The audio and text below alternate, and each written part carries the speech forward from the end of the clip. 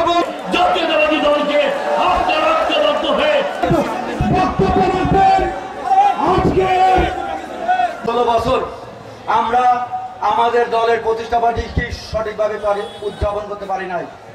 গত 5ই August Bangladesh fascist হাসিনার কাছ থেকে মুক্ত হয়েছে, স্বৈরাচার জালিম সরকারের হাতে মুক্ত হয়েছে। আপনারা জানেন 2009 সাল থেকে প্রতিনিয়ত এই ফ্যাসিস্ট হাসিনা আমাদের দলীয় নেতাকর্মীকে গুম করেছে, আয়নাঘরে নিয়েছে, হত্যা করেছে এবং বাংলাদেশের গণতন্ত্র পুনরুদ্ধারের জন্য আমরা আমাদের দলের ভারপ্রাপ্ত চেয়ারম্যান জনাব তারেক রহমানের নেতৃত্বে সবসময় মাঠে ছিলাম, আন্দোলন করেছি। আমাদের দলের ভারপ্রাপ্ত চেয়ারম্যানের একটি কথা ছিল যে আমরা বাংলাদেশের জনগণকে ভোট অধিকার ফিরিয়ে দিতে চাই, বাংলাদেশের জনগণকে গণতন্ত্র ফিরিয়ে দিতে চাই।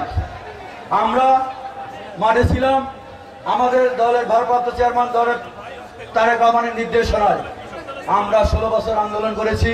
সেই আন্দোলনের ফল আমরা কিন্তু পেয়েছি। সব সময় আমাদের নেতা বলেছেন আন্দোলনের সাধারণ জনগণকে নামাতে হবে। আমাদের এই আন্দোলনের ফসল শেখ হাসিনা দেশ ছেড়ে পালিয়েছে, শেখ হাসিনার দোসররা দেশ ছেড়ে পালিয়েছে, কিন্তু এখনো সরকারের বিভিন্ন জায়গায় আওয়ামী দোসররা বসে আছেন, দেশের মধ্যে ষড়যন্ত্র করছেন, আমাদের দেশের শান্তি শৃঙ্খলা নষ্ট করার চেষ্টা করছে, আবারও এই গণতন্ত্রকে ধূলিসাৎ করার তার চেষ্টা তারা চালিয়ে যাচ্ছে। আমরা আজকে ঐক্যবদ্ধ হয়েছি, আমাদের বাংলাদেশের জাতীয়তাবাদী দল ঐক্যবদ্ধ, তার প্রমাণ আমরা বাগেরহাট দলের চেয়ারম্যান দেশনেত্রী বেগম খালেদা জিয়ার নির্দেশনায় উনি বারবার বলেছেন শান্তি শৃঙ্খলা ঐক্য, শান্তি শৃঙ্খলা ঐক্যের বিকল্প নাই। আমরা দেখিয়ে দিতে চাই বাগেরহাট জেলা বিএনপি ঐক্যবদ্ধ আছে, শান্তি শৃঙ্খলার সাথে সকল কর্মসূচি পালন করতে পারে। গত 17 বছর আমাদের যারা আন্দোলনে জীবন দিয়েছে, বাগেরহাটের প্রত্যেকটি নেতা কর্মী সহ যারা নির্যাতন নিপীড়নের শিকার হয়েছে তাদের প্রতি শ্রদ্ধা জানাই, তাদের রুহের মাগফিরাত কামনা করি।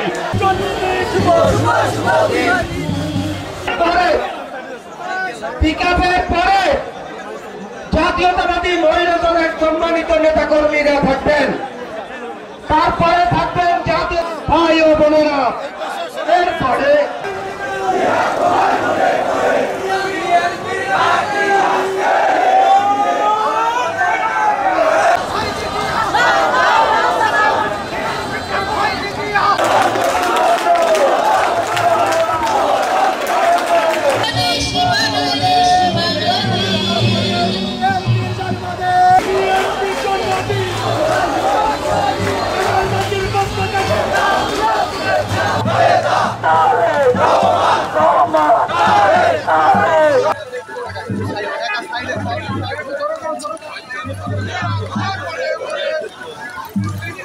Asper